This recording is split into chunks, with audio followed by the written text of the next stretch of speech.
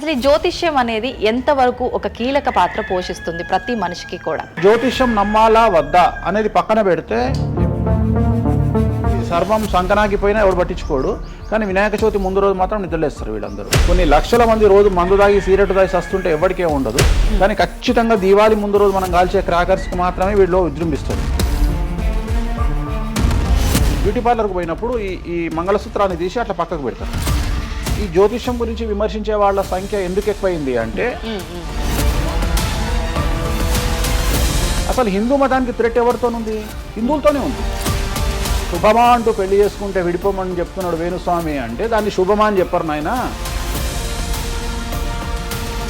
శాస్త్రాలు కానీ దైవత్వం కానీ తగ్గేదే లేదు, ముందుకెళ్తానే ఉంది. జాతకంలో ఈ దశలను బట్టే గానీ మనం తీసుకుంటున్న ఆహార అలవాట్లను బట్టి కాదంటారా? ఏం తినని వాళ్లకు కూడా క్యాన్సర్స్ వస్తాయి. అంతెందుకు, కరోనాలో మంచి మంచోడు చచ్చిపోయారు, తాగుబోతులు ఎవరు తావాలా? అవును అవును. దేవుడు అనేవాడు నీ జాతకాన్ని రాసిండు, నీ తలరాత రాయలే. ఈ మధ్య కాలంలో దశమహావిద్యల అమ్మవార్ల గురించి చాలా ఎక్కువగా వింటున్నాం. ఎవరు అసలు ఈ దశమహావిద్యలు, ఎందుకు ఆరాధించొద్దు అందరూ? సో దశమహావిద్యలు అనేవి ఇవాళ కొత్తవి కావు.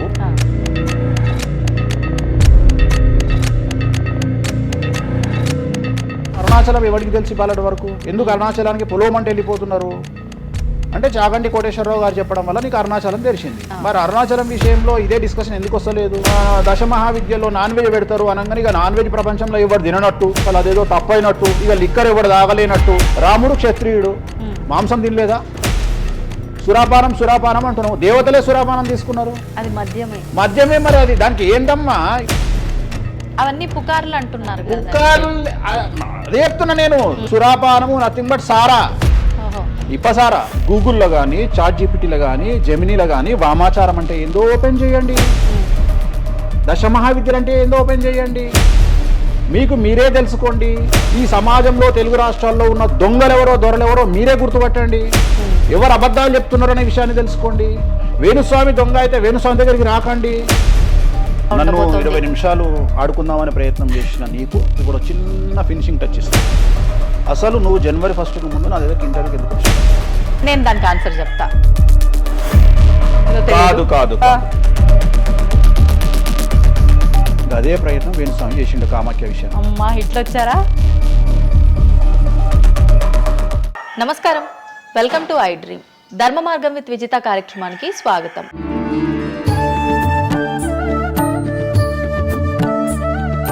ప్రస్తుతం మనతో పాటు ఉన్నారు ప్రముఖ జ్యోతిష్యులు వేణుస్వామి గారు. ఇప్పుడు వారితో మాట్లాడి మరిన్ని విషయాలు తెలుసుకుందాం. ముఖ్యంగా మనకెన్నో సందేహాలు ఉంటూ ఉంటాయి, వాటి గురించి అడిగి తెలుసుకునే ప్రయత్నం చేద్దాం. నమస్కారం అండి. నమస్తే తల్లి. ఓం నమో వెంకటేశాయ. వెంకటాద్రి సంస్థానం బ్రహ్మాండే నాశకించిన వెంకటేశ సమోదేవో నా భూతో నా భవిష్యతి. సో రాబోతున్నటువంటి సంవత్సరం పేరు కూడా చాలా చాలా చాలా కాంట్రవర్షియల్ నేమ్, పరాభవనామ సంవత్సరము. పరాభవము అంటే ఓటమి, అవమానముతో కూడిన ఓటమి అని అర్థం. పరాభవము, దుర్యోధనుడికి మయసభలో జరిగినది పరాభవము. సో అలాంటి పరాభవము ఎవరికి జరుగుతుంది అంటే, ఎవరి జాతకంలోనైతే ఏలినాటి శని ఉందో, 6వ స్థానంలో శని ఉన్నాడో, 8వ స్థానంలో శని ఉన్నాడో, 12వ స్థానంలో గురువు ఉన్నాడో వాళ్లకు ఈ సంవత్సరం సంచలనాలు ఉండబోతా ఉన్నాయి. అది మేషరాశి కావచ్చు, మీనరాశి కావచ్చు, సింహరాశి కావచ్చు. సో ఇలాంటి వారికి ఈ సంవత్సరం పెను సంచలనాలు ఉండేటువంటి అవకాశాలు ప్రస్ఫుటంగా కనిపిస్తూ ఉన్నాయి. సో ఇది ఓవరాల్గా సంవత్సర ఫలితము. ఇక 12 రాశులకు సంబంధించి ముందుగా మేషరాశి కనుక తీసుకున్నట్లయితే, మేషరాశికి ఈ సంవత్సరము ఏలినాటి శని నడుస్తూ ఉంది. సో ఏలినాటి శని ఒక పక్క గురువు బాగాలేడు, ఒక పక్క రాహు బాగాలేడు, ఒక పక్క కేతు బాగాలేడు. సో ఇలాంటి సందర్భంలో పెను సంచలనాలకు కారణభూతమయ్యేటువంటి అవకాశం ఉంది. సో విద్యార్థులకు ఉత్తీర్ణత శాతం తగ్గుతుంది, కోరుకున్న ప్లేస్మెంట్స్ రావు, వీసా రిజెక్ట్ అయ్యే అవకాశం ఉంది. ఉద్యోగస్తులకు పై అధికారుల వల్ల సమస్యలు ఉంటాయి, ప్రమోషన్లు ఆగిపోతాయి. సో బదిలీలు చాలా దూరంగా బదిలీలు అయ్యే అవకాశం కనిపిస్తూ ఉంది. రాజకీయ నాయకులకు ఫెయిల్యూర్స్ కనిపిస్తూ ఉన్నాయి, ఉన్న పదవులు కోల్పోయే అవకాశం కనిపిస్తుంది, ఎన్నికలలో ఓటమి కనిపిస్తూ ఉంది. రైతులకు మొదటి పంట కంటే రెండవ పంట బాగుండే అవకాశం ఉంది. కళాకారులకు, క్రీడాకారులకు అవకాశాలు తగ్గిపోయి ఆదాయం తగ్గిపోయే అవకాశం ఉంది. స్త్రీలకు సంబంధించి భర్తల మధ్యన గొడవలయ్యే అవకాశం ఉంది. అలాగే వ్యాపారస్తులకు, బ్యూరోక్రాట్లకు ఈ సంవత్సరం ఏసీబీ, సిబిఐ, సిఐడి లాంటి కేసులు లేదా ఈడీ కేసులు కనిపిస్తూ ఉన్నాయి.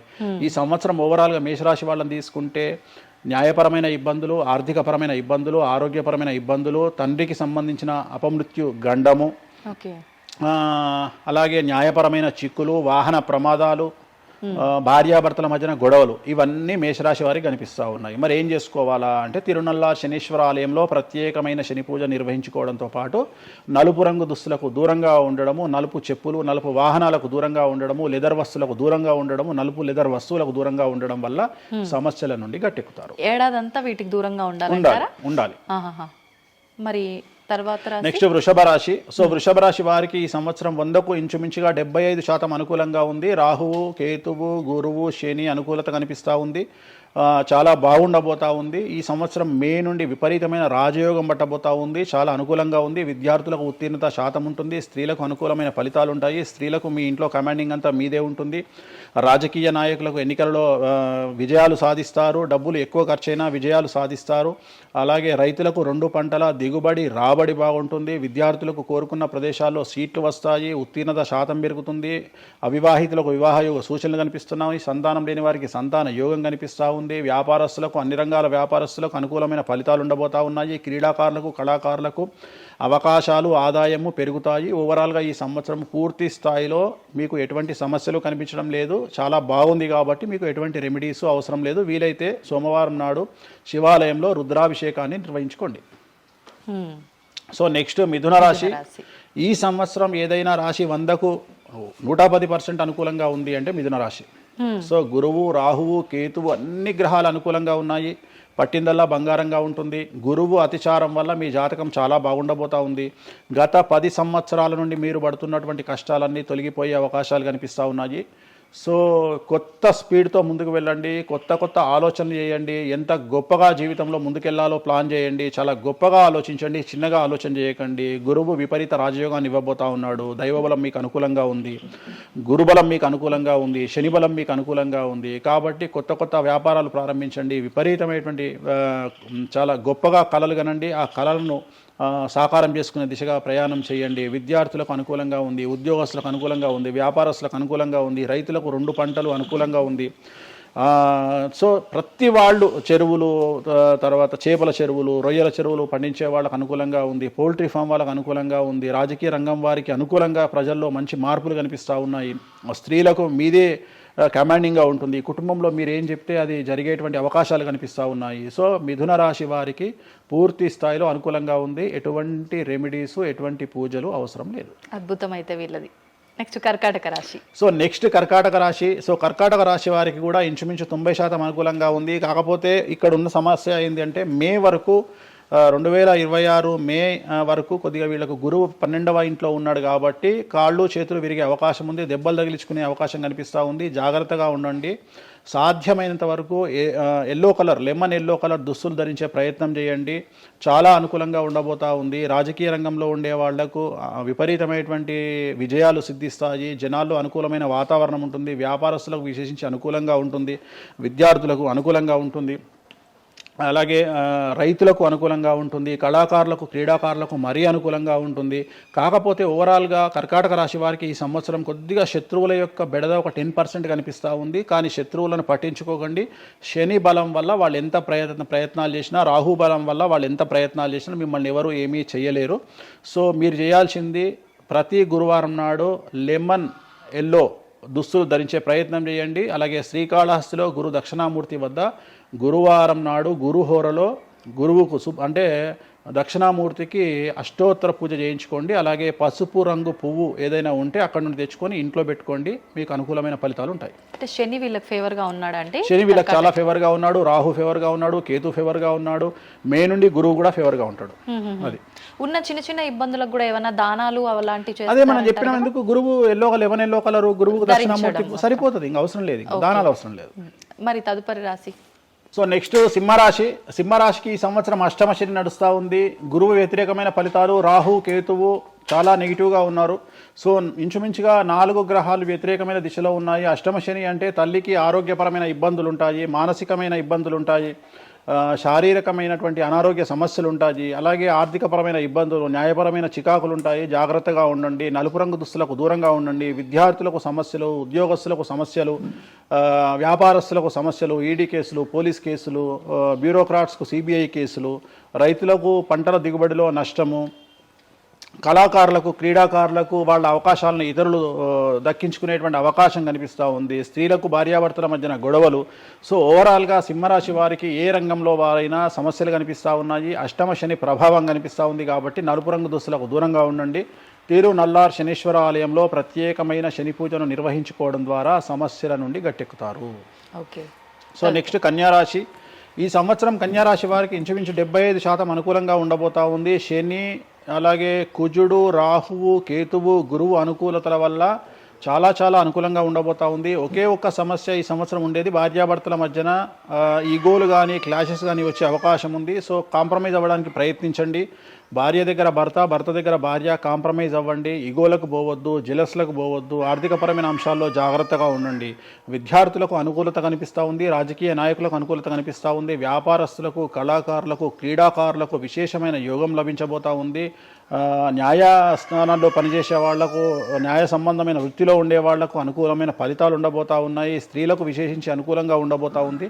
సో ఈ సంవత్సరం కన్యారాశి వారికి పూర్తిగా అనుకూలమైనటువంటి ఫలితాలు కనిపిస్తూ ఉన్నాయి. వీరు చేయాల్సినటువంటి రెమెడీ, సోమవారం నాడు రుద్రాభిషేకాన్ని శివాలయంలో నిర్వహించండి, సమస్యల నుండి గట్టెక్కుతారు. సో నెక్స్ట్ తులారాశి. తులారాశి వారికి షష్టమ స్థానంలో శని కనిపిస్తూ ఉన్నాడు. కాకపోతే గురువు విపరీత రాజయోగాన్ని ఇవ్వబోతా ఉన్నాడు. వీళ్ళకి గురు బలము మరియు దైవ బలం అనుకూలంగా ఉండడం వల్ల మీ జీవితాన్ని కొత్తగా ప్రొజెక్ట్ చేసుకునేటువంటి అవకాశం మీకు దేవుడు కల్పిస్తూ ఉన్నాడు. ముందుకు వెళ్ళే ప్రయత్నం చేయండి. చాలా కొత్తగా మిమ్మల్ని మీరు ఆవిష్కరించుకునే ప్రయత్నం చేయండి. మిమ్మల్ని మీరు కొత్తగా సమాజానికి చూపించుకోండి. దానివల్ల మీ ఆలోచనలు మార్చుకోండి. చాలా గొప్పగా థింక్ చేయండి, గొప్పగా కలలు కనండి, వాటిని సాకారం చేసుకోండి. గురువు అనుకూలంగా ఉన్నాడు. కాకపోతే కుటుంబంలో పెను సంచలనం జరిగే అవకాశం కనిపిస్తూ ఉంది. 6వ స్థానము భాగ్యానికి మరియు శత్రుత్వానికి కారకుడు కాబట్టి శని వల్ల సంచలనం జరిగే అవకాశం ఉంది. విద్యార్థులు, ఉద్యోగస్తులు, వ్యాపారస్తులు, కళాకారులు, క్రీడాకారులు, రైతులు, అలాగే రాజకీయ నాయకులు ఎవరైనా సరే వాళ్ళ జీవితంలో ఏదో ఒక పెను సంచలనం జరిగే అవకాశం కనిపిస్తూ ఉంది. నలుపు రంగు దుస్తులకు దూరంగా ఉండండి. తిరునల్లార్ శనీశ్వర ఆలయంలో ప్రత్యేకమైన శని పూజ నిర్వహించడం ద్వారా సమస్యల నుండి బయటపడతారు.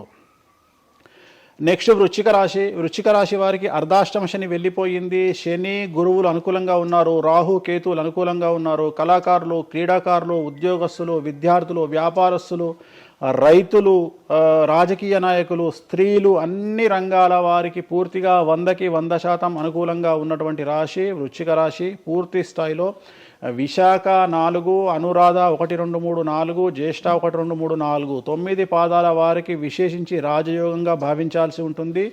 మే వరకు విపరీత రాజయోగం కనిపిస్తూ ఉంది. మే తదుపరి కూడా అనుకూలమైన ఫలితాలను పొందుతారు. కాబట్టి వీరికి ఎటువంటి రెమెడీసు, ఎటువంటి పూజలు అవసరం లేదు. చాలా గొప్పగా కళలు కనండి. మీకు ఉన్నటువంటి కళలను సాకారం చేసుకోండి. మీకు ఎటువంటి రెమెడీస్ కూడా అవసరం లేదు. నెక్స్ట్ ధనుసు రాశి. ధనుసు రాశి వారికి అర్ధాష్టమ శని నడుస్తూ ఉంది. అర్ధాష్టమ శని అనేటువంటిది డబ్బులను అధికంగా ఇచ్చి ఆ డబ్బుల ద్వారా సమస్యలు తెచ్చేటువంటి ఒక పరిస్థితి. అంటే డబ్బులు లేకపోతేనే సమస్యలు అంటారా? డబ్బులు ఉంటే కూడా సమస్యలు. డబ్బులు ఉన్నప్పుడు వాటిని మనం ఖర్చు చేసే విధానంలో సమస్యలు, వాటిని మనం ఎలా సమాజంలో ఖర్చు పెట్టబోతున్నామనే సమస్యలు ఏర్పడేటువంటి అవకాశం ఉంది. కాబట్టి మీరు ఇన్వెస్ట్మెంట్ చేయడంలో కానీ, అప్పులు ఇవ్వడంలో కానీ, ఎవరికైనా అప్పులు ఇవ్వడంలో కానీ, చిట్టీలు వేయడంలో కానీ, సహాయం చేయబోయేటప్పుడు కానీ జాగ్రత్తలు తీసుకోండి. ఎటువంటి పరిస్థితుల్లోనూ డబ్బులు ఎవరికి ఇవ్వవద్దు. సో ధనుస్సు రాశి వారికి డబ్బు పరంగా సమస్యలు ఏర్పడే అవకాశం ఉంది. రాక డబ్బులు వచ్చినాయి కాబట్టి తీసుకెళ్ళి వేరే వాళ్ళకి ఇచ్చి మోసపోయే అవకాశాలు కనిపిస్తూ ఉన్నాయి. ఈ ఒక్క విషయంలో ధనుసు రాశి వాళ్ళు జాగ్రత్తలు తీసుకుంటే విద్యార్థులకు, ఉద్యోగస్తులకు, కళాకారులకు, క్రీడాకారులకు, రాజకీయ నాయకులకు, స్త్రీలకు, వ్యాపారస్తులకు, రైతులకు, అన్ని రంగాల వారికి ఈ సంవత్సరం అనుకూలంగా ఉంటుంది. ఓన్లీ మీరు చేయాల్సిన రెమెడీ నలుపు రంగు దుస్తులకు దూరంగా ఉండండి. తిరునల్లార్ శనీశ్వర ఆలయంలో ప్రత్యేకమైన శని పూజ నిర్వహించడం ద్వారా సమస్యల నుండి గట్టెక్కుతారు. నెక్స్ట్ మకర రాశి. మకర రాశి వారికి ఈ సంవత్సరం చాలా అనుకూలంగా ఉంది. ఈ సంవత్సరం అండర్లైన్ చేయాల్సిన విషయం ఏమిటంటే మకర రాశి వారికి భార్యాభర్తల మధ్యన గ్యాప్ ఏర్పడేటువంటి అవకాశం ఉంది. గొడవలు వచ్చే అవకాశం ఉంది. ఈగోస్ వల్ల కానీ వేటి వల్ల అయినా సమస్యలు వచ్చే అవకాశం ఉంది. అది కాకుండా విద్యార్థులకు అనుకూలతలు ఉంటాయి, ఉద్యోగస్తులకు అనుకూలతలు ఉంటాయి, రైతులకు 2 పంటల దిగుబడి రాబడి ఉంటుంది. అలాగే రాజకీయ నాయకులకు సమాజంలో మంచి పేరు ప్రఖ్యాతులతో పాటు పదవులు సిద్ధిస్తాయి.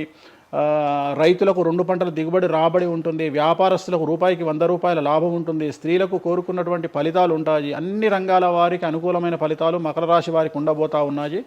వీరు సోమవారం నాడు శివాలయంలో రుద్రాభిషేకం నిర్వహించుకున్నట్లయితే సమస్యల నుండి గట్టెక్కుతారు.